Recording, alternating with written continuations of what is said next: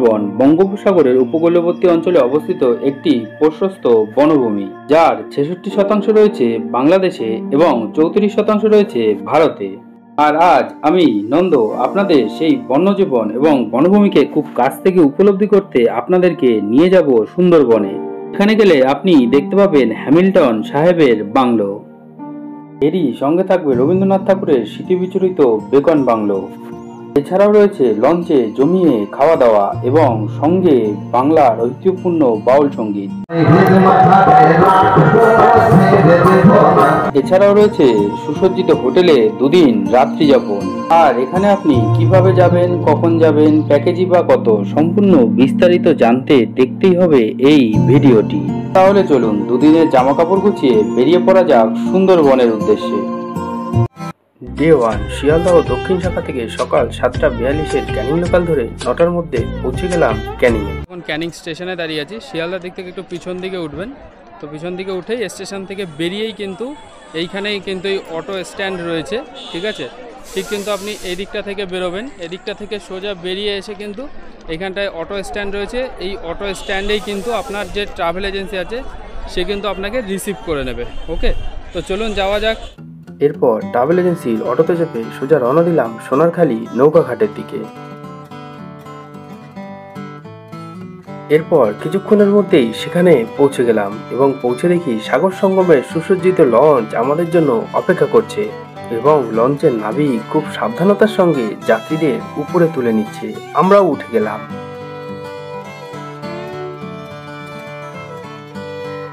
আর এরপরেই কিছুক্ষণের মধ্যেই আমাদেরকে দেওয়া হলো জলখাবার, লুচি, মিষ্টি, আলুর দম সহযোগে জলখাবার খেয়ে এরপরে আমরা লঞ্চের নিচের দিকটা দেখতে রওনা দিলাম।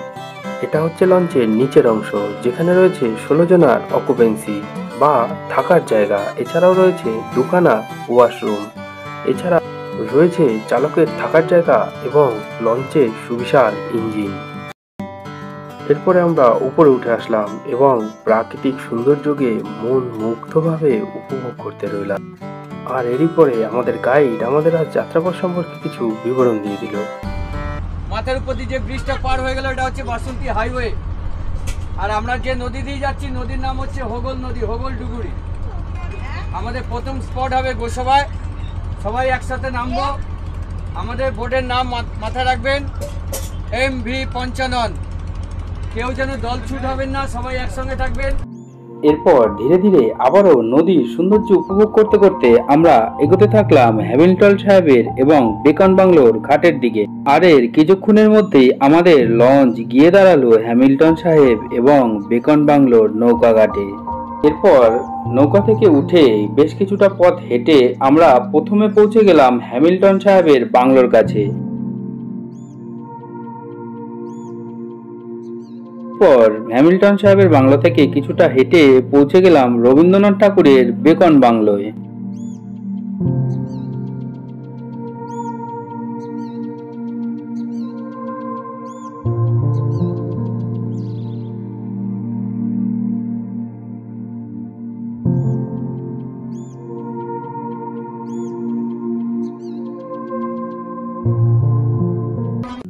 এরপর সবটা দেখে আবারও ফিরে চলা লঞ্চের দিকে। আর সেখানেই দেয়া হলো আজকে আমাদের আরও একটি স্ন্যাক্স, চিংড়ির পকোড়া। এই যাত্রায় আপনাকে খাওয়া থেকে মুক্তি পাওয়া যাবে না। একের পর এক বিভিন্ন রকম স্ন্যাক্স, চা, বিভিন্ন রকম আইটেম আসতে থাকবে আপনার জন্য। এরপর প্রাকৃতিক সৌন্দর্য উপভোগ করতে করতে স্ন্যাক্সটা খেয়েই নিলাম এবং জলপথে যাত্রার সৌন্দর্য উপভোগ করতে করতে এগিয়ে চলাম গন্তব্যের দিকে।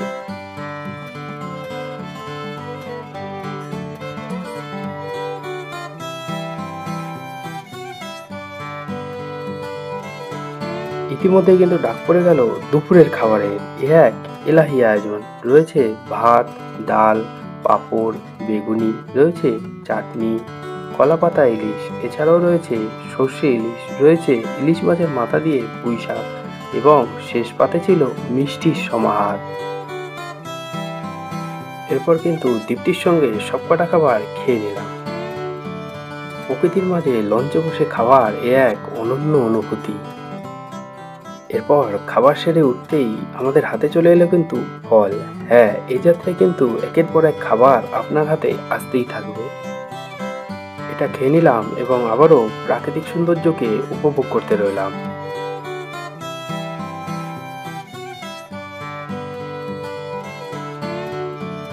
আর এরপরই আমাদের লঞ্চ লঙ্গর ফেলল সুন্দরবন টাইগার ক্যাম্পে।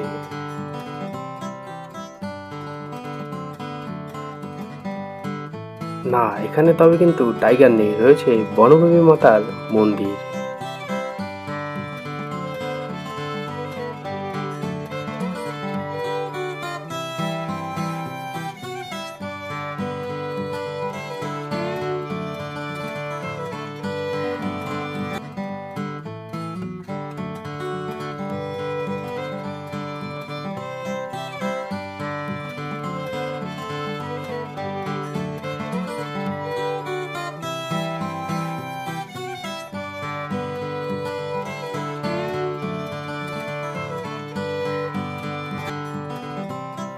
এরপর মন্দির দেখা কমপ্লিট করে আবারও রওনা দিলাম লঞ্চের উদ্দেশ্যে।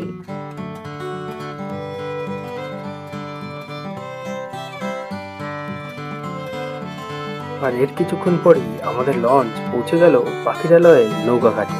হ্যাঁ, এখানেই হবে আমাদের নেক্সট দুদিনে থাকার জায়গা। এরপর পায়ে হেঁটে কিন্তু পৌঁছে গেলাম হোটেলে। আর এটি হচ্ছে আমাদের হোটেল। নেক্সট দুদিনে থাকার জায়গা, রয়েছে দুটো বেড, একটি ফ্যান, এছাড়াও ওয়াশরুমে রয়েছে একটি কমোড, বেসিন, এছাড়াও একটি আয়না। এরপর ফ্রেশ হয়ে নিলাম আর সন্ধ্যা হতে না হতেই আমাদেরকে আবার ডাক পড়লো ঝুমুর নাচ দেখার জন্য। সেখানে পৌঁছে দেখি ঝুমুর নাচ যতক্ষণে শুরু হয়ে গেছে, আমরাও বসে পড়লাম এবং প্রায় 1 ঘন্টা যাবৎ আমরা এই নৃত্য উপভোগ করতে রইলাম।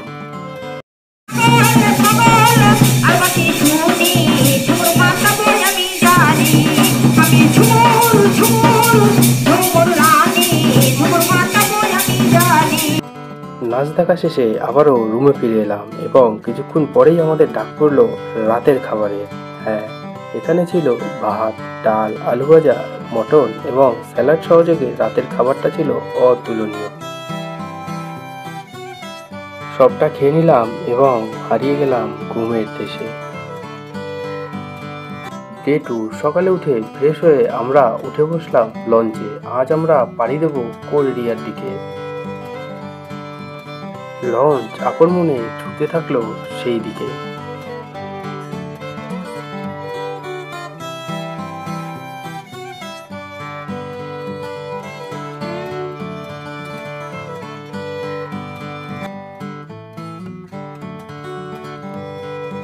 আর ইতিমধ্যেই ডাক পড়ে গেল আমাদের ব্রেকফাস্টের। লুচি, চানা মশলা, মিষ্টি সহযোগে ব্রেকফাস্ট করে আবারও প্রাকৃতিক সৌন্দর্যকে উপভোগ করতে রইলাম।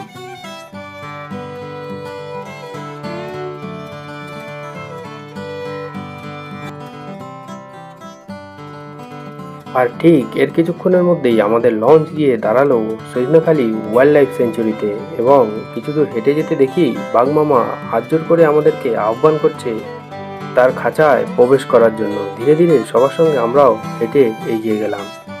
আর সেখানেই আমাদের আজকের ট্যুর গাইড আমাদের এই ট্যুর সম্বন্ধে কিছু বিস্তারিত বর্ণনা করলেন। আজকে সবাই আমাদের সবার নাম হচ্ছে 55 লঞ্চ, কারণ এরপরে নেটওয়ার্ক কিন্তু কাজ করবে না। তো কেউ কোনো স্টেশনে থেকে গেলে সেক্ষেত্রে সজনেখালি স্টেশনে আছে এবং এইরকম সজনেখালির মতন আরও 2টো ক্যাম্পাস আমরা ভিজিট করব, সুদর্ণখালি এবং দোবাঁকি। এরপর ধীরে ধীরে এগিয়ে গেলাম ভিতরের দিকে এবং দেখলাম এই যে কিন্তু একটা কুমির দেখতে পাচ্ছি, এই দেখুন। এরপর ধীরে ধীরে এগিয়ে গেলাম সামনের দিকে এবং উঠে পড়লাম ওয়াচ টাওয়ারে। এই ওয়াচ টাওয়ার থেকেই 360 ডিগ্রি সুন্দরবনের ভিউ দেখা যায়। এরপর নিচে নেমে দেখি বিশাল এক মৌচাক অপেক্ষা করছে হুল ফোটাবার জন্য।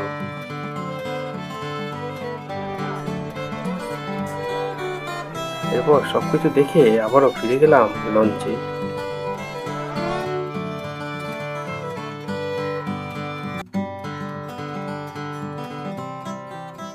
আর এখানেই আমাদের গাইড ট্যুর সম্পর্কে আরও কিছু বর্ণনা দিলেন।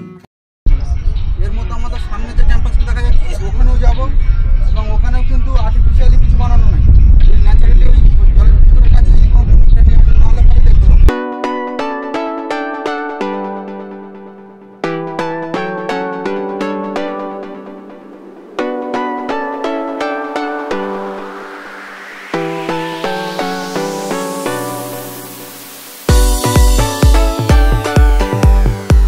কিছুক্ষণ পরেই আমাদের লঞ্চ এসে দাঁড়ালো বন্দবাকি ক্যাম্পে। হ্যাঁ, এখানে ঢুকলে আপনি প্রথমেই দর্শন পাবেন বনবিবি এবং বাঘ দেবতার। রক্ষাকর্তা হচ্ছে এই বনবিবি আর বাঘ হচ্ছে দেবতা।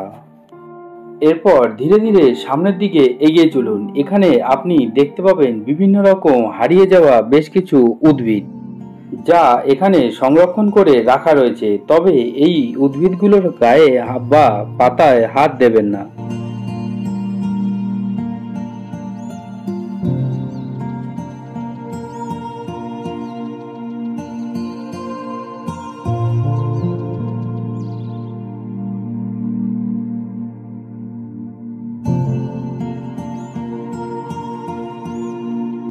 এরপর এগুলি দেখতে দেখতে ধীরে ধীরে সামনের দিকে এগিয়ে চলুন এবং অল্প কিছু দূর যাওয়ার পরেই আপনি একটি দেখতে পাবেন ওয়াচ টাওয়ার। এরপর ধীরে ধীরে উঠে পড়ুন এই ওয়াচ টাওয়ারে। আর এই ওয়াচ টাওয়ার থেকেই আপনি সুন্দরবনের একটা 360 ডিগ্রি ভিউ পেয়ে যাবেন। এরপর মন মুগ্ধ হয়ে এই দৃশ্য উপভোগ করুন। প্রকৃতির মাঝে হারিয়ে যাওয়ার এ এক অনন্য সুযোগ।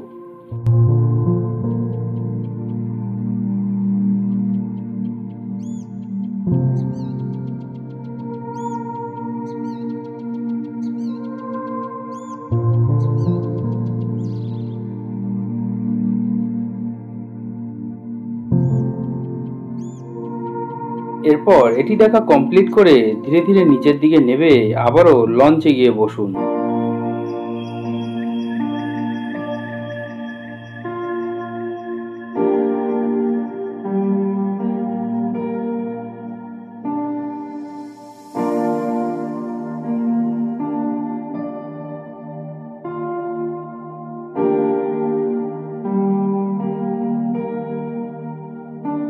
এরপর কিছুক্ষণ বাদেই আমাদের লঞ্চ এসে দাঁড়ালো আজকের দিনের শেষ গন্তব্য দোবাকি ক্যাম্পে। জঙ্গলের মাঝে এ এক অনন্য রাস্তা, দুদিকে রয়েছে জাল দিয়ে ঘেরা এবং নিচে বন্যপ্রাণীর জলের সংস্থান। বন্যজীবনের সৌন্দর্যতা উপভোগ করতে করতে ধীরে ধীরে এই পথ থেকে এগিয়ে চলুন সামনের দিকে।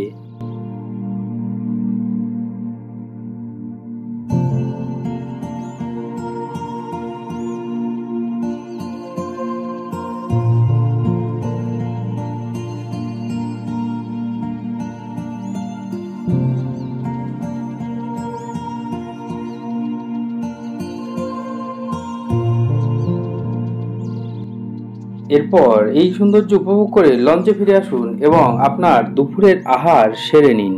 আর এই দুপুরের খাবার খেতে খেতেই আপনি কিন্তু প্রবেশ করে গেছেন জঙ্গলের কোর এরিয়াতে। আর সুন্দরবনের এই এরিয়াতেই কিন্তু বাঘ দেখার চান্স অনেক বেশি থাকে। নদীর এই প্রান্তে রয়েছে রয়্যাল বেঙ্গল টাইগার, তাই এই নদী পারগুলির সামনের জঙ্গলকে বেড়াজাল দিয়ে ঘিরে রাখা হয়েছে। নদীর এপারে বাঘ, ওপারে মানুষ, আর মাঝে এই বেড়াজাল দিয়ে বোনা সাইকোলজিক্যাল গেম, যাতে করে বাঘ এই বেড়াজাল ডিঙিয়ে গ্রামের প্রবেশ না করতে পারে।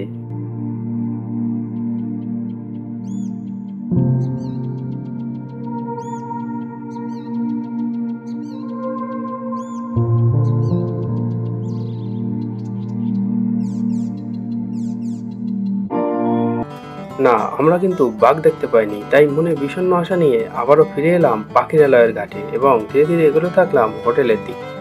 আর সন্ধ্যে আবারও ডাক পড়লো বাউল সঙ্গীত শোনার জন্য। প্রায় 1 ঘন্টা আবারও এই গান আমরা উপভোগ করলাম।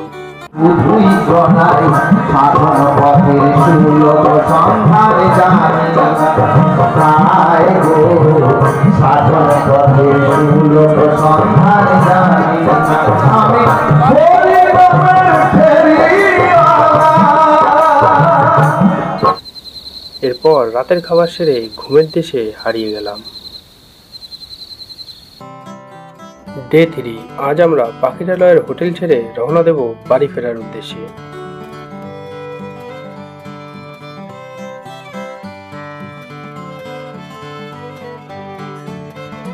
পথে যেতে যেতে লঞ্চ লঙ্গর ফেলল গোসাবার বিজয়নগরে, যেখানে রয়েছে এক জাগ্রত লোকনাথ বাবার মন্দির এবং রয়েছে বাঘের মুখ থেকে ফিরে আসা আশিস দাসের বাড়ি।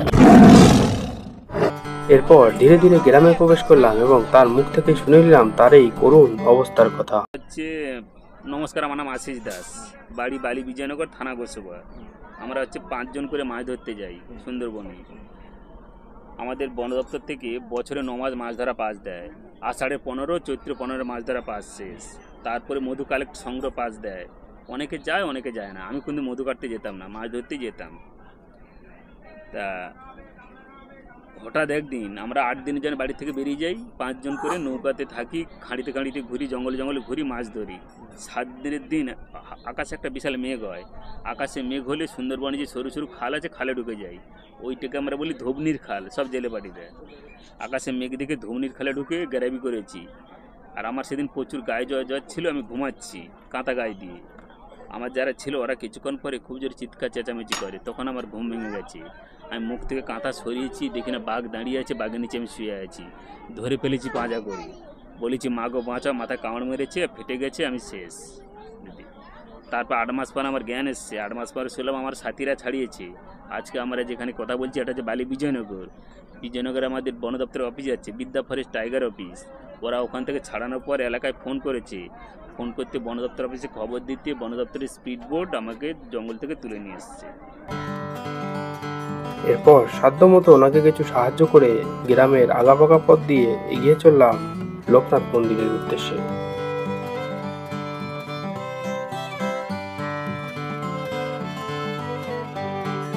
আর এটাই হচ্ছে সেই লোকনাথ বাবার মন্দির।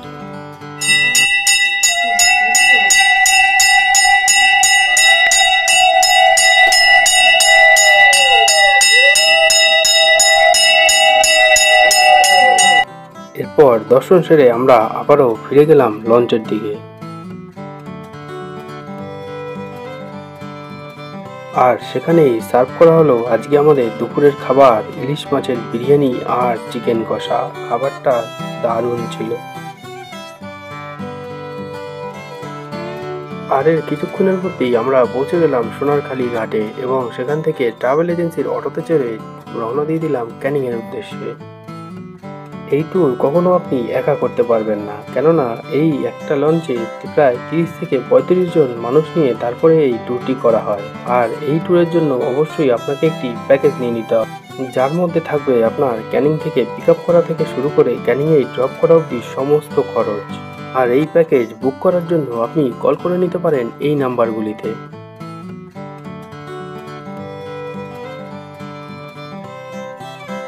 তবে আজকের মতো টাটা জানাচ্ছি, আবার দেখা হবে অন্য কোথাও অন্য কোনো ব্লগে। ততক্ষণ ভালো থাকবেন, সুস্থ থাকবেন, দেখতে থাকবেন আমার চ্যানেল।